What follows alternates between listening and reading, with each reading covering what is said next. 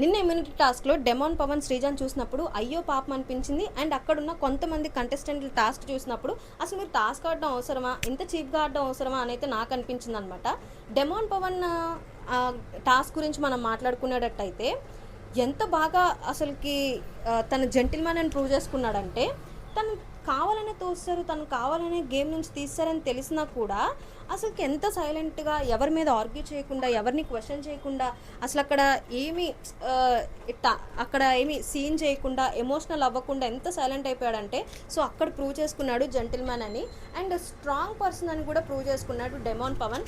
నలుగురు తన మీదకి అటాక్ వచ్చినా అందులో ఉన్న స్ట్రాంగ్ పర్సన్ని భరణి అన్నని కిందకు తోస్తాడు. అంటే తనని తోసేస్తున్నా కూడా అందులో ఫస్ట్ భరణి అన్న పడిపోవాలి అని చెప్పేసి ఎంత బాగా తోసాడంటే, ఎంత స్ట్రాంగ్గా తను ఫైట్ చేశాడంటే వాళ్ళ 4 మెంబర్స్తో.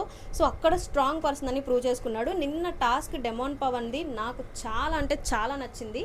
అండ్ శ్రీజ గురించి మనం మాట్లాడుకునేటట్టయితే, శ్రీజాని చూస్తే అసలుకి ఎంత పాపం అనిపించిందంటే నాకు నిజంగా, వాళ్ళందరితో ఎవరు వాళ్ళకి సపోర్ట్ రాకపోయినా కూడా అంతమంది అబ్బాయిల్లో తను ఒక్కతే అమ్మాయి వాళ్ళందరితో కలిసి వాళ్ళందరినీ తోసేయడానికి హెల్ప్ చేసింది శ్రీజ.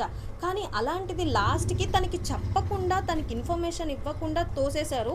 అది కూడా ఎంత అంటే నుంచొని మాట్లాడుతుంది, నన్ను ఎందుకు తోసేయాలనుకుంటున్నారు, తనుజని ఎందుకు తోసేయకూడదు అనుకున్నారు, తనుజకి లాస్ట్ టైం మనమే కదా ఇమ్యూనిటీ వచ్చేలా చేసింది, ఇమాన్యుయల్ చేశాడు, అలానే భరణి అన్న చేశాడు, శ్రీజ చేశాడు. సో వీళ్ళు ముగ్గురు తనుజని ఇమ్యూనిటీతో కాపాడారు. కానీ అలాంటిది ఈ వీక్ కూడా ఇమ్యూనిటీ ఎలా ఇస్తారు, నాకు ఇవ్వండి అని చెప్పేసి మాట్లాడుతున్నా కూడా మధ్యలో తోస్తారు.